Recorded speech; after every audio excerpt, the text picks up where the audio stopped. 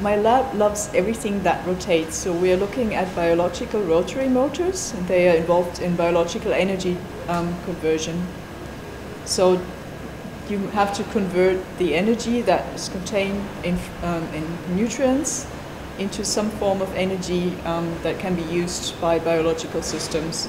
So this is what we're studying.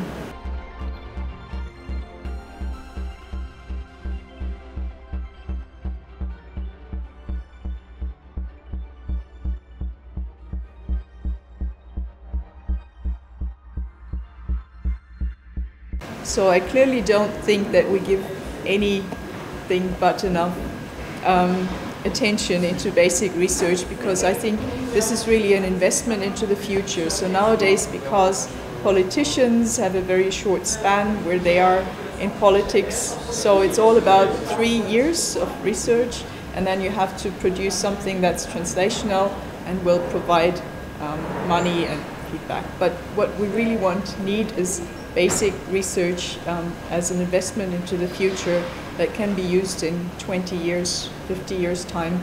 And I think every single good discovery comes from basic research, where it's really not predictable whether it will make any money and when it will make any money and what it's good for, but it is really important to do basic research and just to be curious and find out how life works.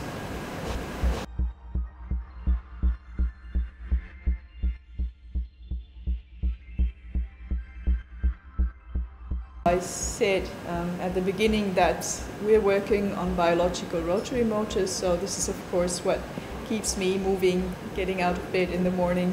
And so I work mostly on ATP synthases that are involved in biological energy conversion, and the more we understand about them, the more it becomes clear that they are just like power generators in, let's say, a hydroelectric power plant.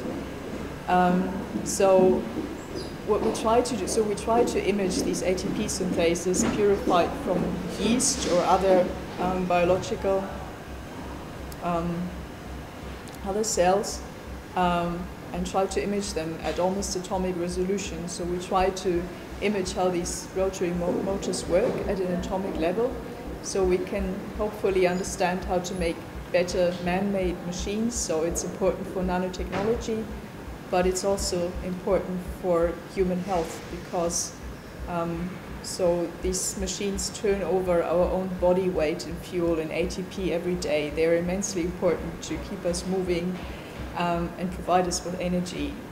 So if anything goes wrong, like during aging, we lose energy. So if we can figure out how they work on a molecular level, then we can hopefully have a better idea how to fix them.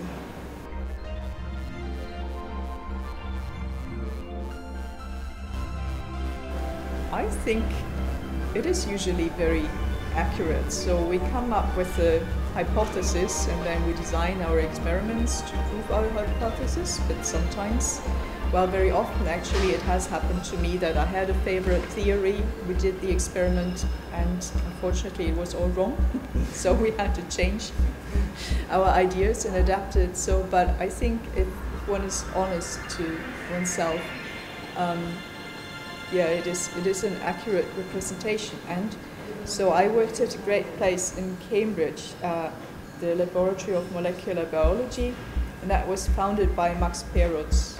He was a Nobel Prize winner who solved the very first protein structure, and he said a lot of very clever things, but one thing he said all over again is, in science, truth always wins. And I think that's really a nice thing to say. So you can be wrong, but then over time, by doing more and more experiments, you can figure out what's right and what's wrong.